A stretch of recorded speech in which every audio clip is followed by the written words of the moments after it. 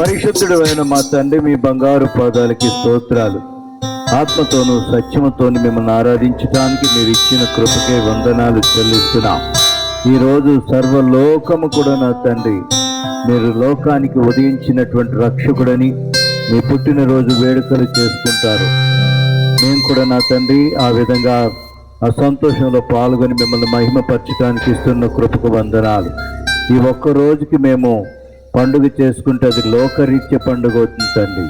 అట్లు కాక మిమ్మల్ని హృదయంలో జనింపచేసుకొని శాశ్వతమైనటువంటి క్రిస్మస్ ఆనంద సంతోషాలు అనుభవించి కృపను దయచేయండి. రావాల్సిన బిడ్డలందరినీ నడిపించండి. కొన్ని తలంపులు నీ బిడ్డలతో మాట్లాడు కృపను దయచేయమని, కార్యక్రమాలన్నింటిలో మీ సన్నిధించి సహాయం చేయమని యేసు నామమున ప్రార్థిస్తున్నాను పరమ తండ్రి. దేవునికి స్తోత్రం. Happy Christmas, merry Christmas. చాలా సంతోషం ప్రియులారా. మనందరికీ తెలుసు,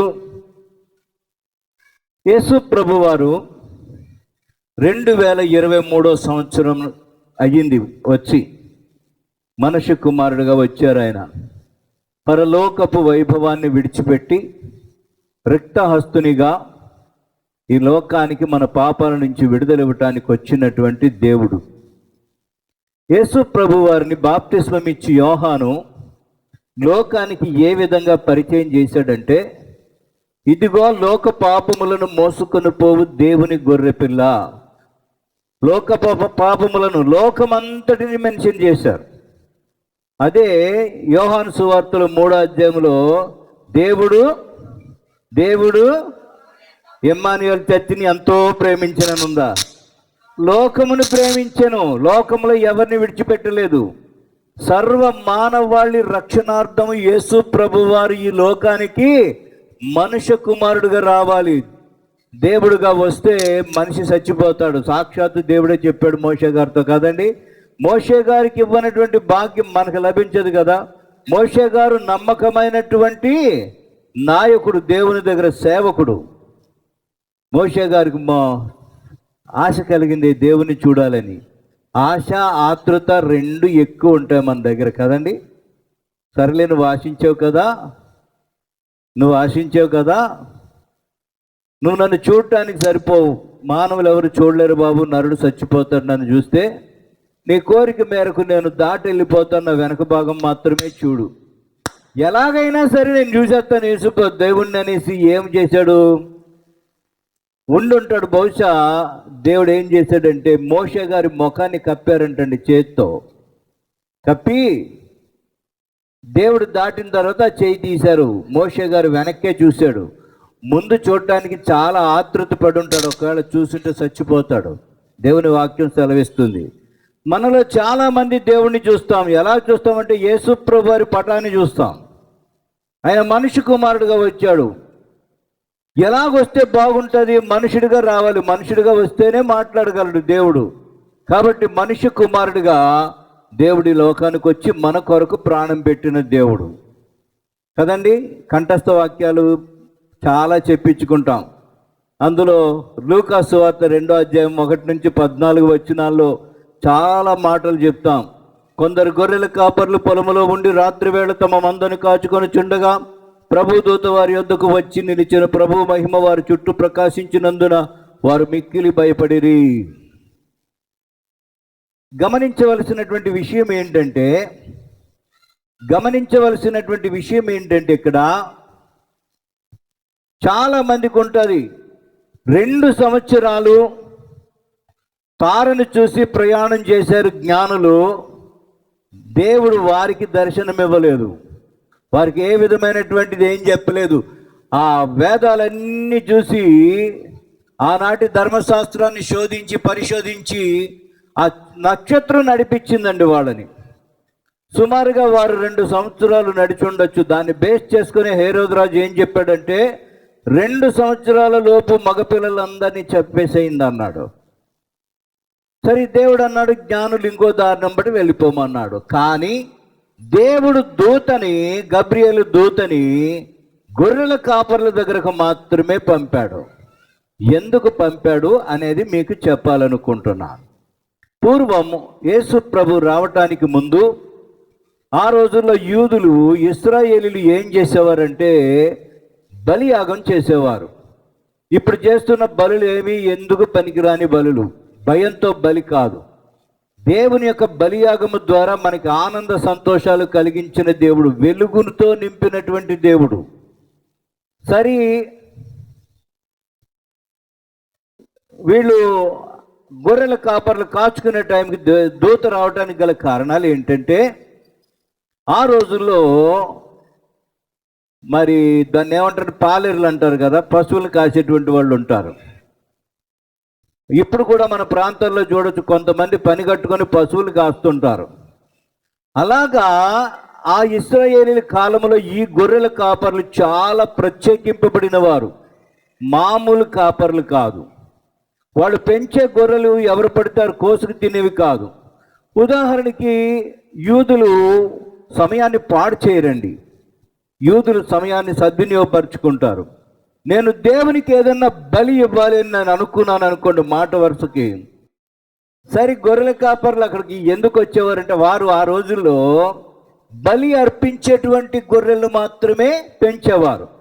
ఉదాహరణకి నాకు ఖాళీ ఉండదు, నేను ఒక దేవునికి ఒక మంచి పొట్టేలు అర్పించాలనుకున్నాను అనుకోండి, నేను పెంచలేను. అప్పుడు పెంచడానికి ఇటువంటి పెంచేటువంటి జీవాల్ని పెంచేటువంటి కాపర్లు వీళ్ళు, దేన్ని పడితే దాన్ని పెంచరు. మీరు ఇచ్చేసి పెంచండి అంటే పెంచరు. నేను దేవునికి బలియాగం ఇవ్వాలనుకుంటున్నాను, ఇదిగో ఆ బలియాగం టైంకి నేను తీసుకెళ్తానని చెప్పినప్పుడు అవి మాత్రమే పెంచేవారు. మనం ఆ టైంకి వెళ్ళి మన జీవాన్ని అడిగినప్పుడు వారు ఆ పశువునో లేకపోతే ఆ పశువుల్ని తీసి మనకి ఇచ్చేవారు, బలియాగం చేసేవారు. ఇది క్రమేపీ ఎందుకు దూత అక్కడ రావాల్సి వచ్చిందంటే, పూర్వం మీరు బలియాగం అర్పించడానికి జీవాలన్నింటినీ పెంచారు, ఇక మీకు ఆ బాధ లేదు. సర్వలోక పాపములను మోసుకొని పోవు దేవుని గొర్రెపిల్ల అయినటువంటి యేసు ప్రభువారు ఈ లోకానికి మనుష్య కుమారుడుగా అవతరించారు. కాబట్టి మీరు ఇక పెంచాల్సిన అవసరం లేదు. అది చెప్పడం కొరకే దేవుని యొక్క దూత అయినటువంటి గబ్రియేలు గారు గొర్రెల కాపరుల దగ్గరికి రావాల్సి వచ్చింది. ఇంకెవరి దగ్గరికి వెళ్ళలేదు. మళ్ళా చెప్తున్నాను, జ్ఞానుల దగ్గరికి వెళ్ళలేదు, జ్ఞానులకి సందేశం ఇవ్వలేదు. వారికి వారుగా ఆ సందేశాన్ని గ్రహించి వచ్చారు. కానీ గొర్రెల కాపర్లు మాత్రం ఎందుకు ఆ సూచన ఇచ్చారంటే, ఇక మీదట మీరు పెంచే ప్రయోజనం లేదు, ఈ బలియాగం లేదు.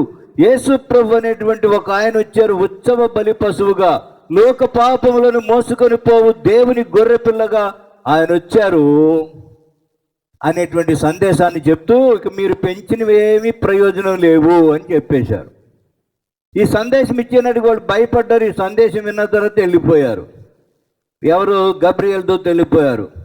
అప్పుడు వీళ్ళు ఏం చేశారంటే, ఆ గొల్లలందరూ, గొల్లలు అంటాం కానీ గొర్రెల కాపర్లు అంతే.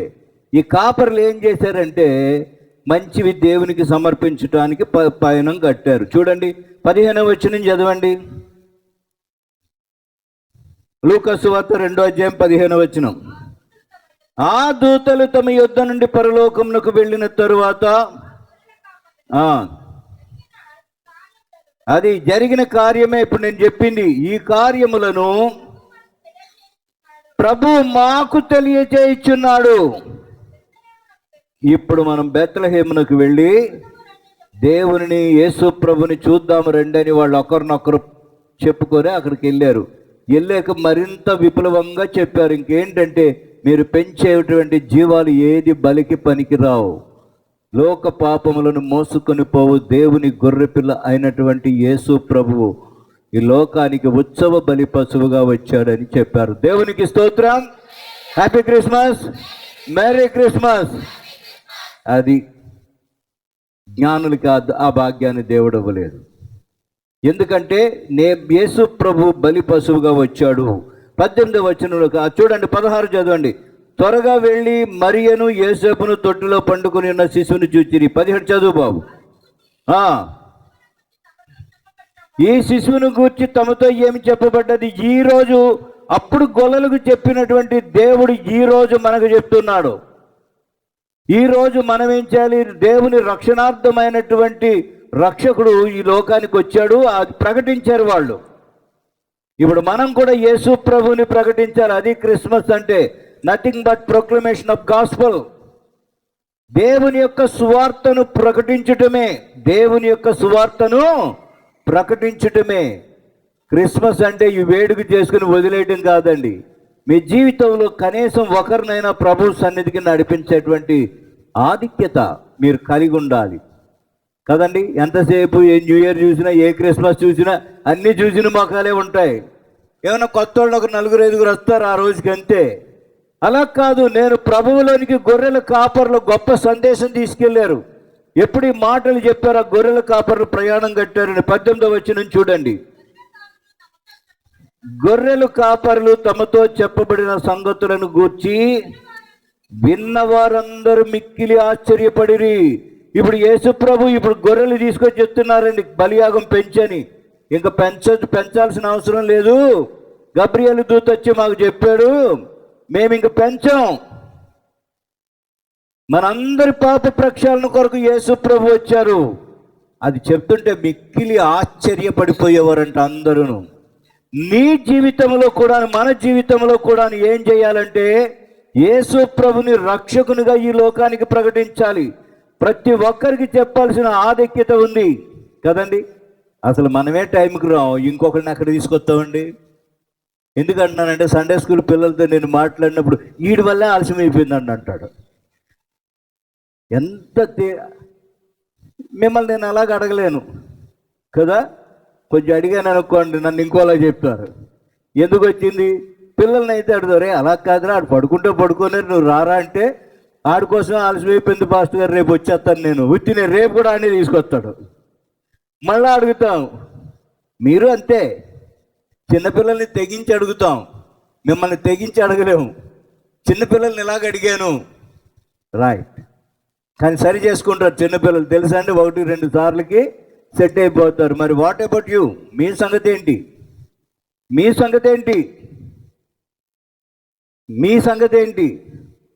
ఎప్పుడు ఆ టైంకే. ఈవేళ ఎంత కాదన్నా అన్ని చర్చిల్లోనూ ఆరాధన అంతా లేటే అండి. ఎందుకంటే మన అలంకరణ ఉంటుంది, లోపల గుమగుమలు ఉంటాయి కదండి.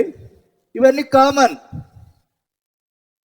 ఇప్పుడు కుటుంబాలన్నీ కూర్చొని చక్కగా, ఇప్పుడు తినే అవకాశం లేదు, ఈ పండుగలోనే తింటున్నారు కుటుంబం అంతా కూర్చొని. పూర్వం ఎవడబో వాడు తింటమే. ఇప్పుడు పూర్వం అలా ఉండేది. ఇప్పుడు ఎవరిబో వాళ్ళు తినేసి పారిపోవటమే, ఎవరికాడు వడ్డించుకుని తినేసి పారిపోవటమే.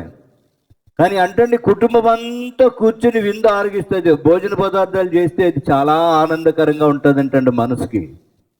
ఈరోజు ఇంచుమించు అలాగే తింటారు, లేకపోతే క్రొత్త వాళ్ళని కూడా పిలిచి వారికి వడ్డించి పెడతారు కదండి. రైట్. నా ప్రియ బిడ్డలు, గొర్రెల కాపరులాగా నీ వంతైనటువంటి ప్రయాస ఏంటి?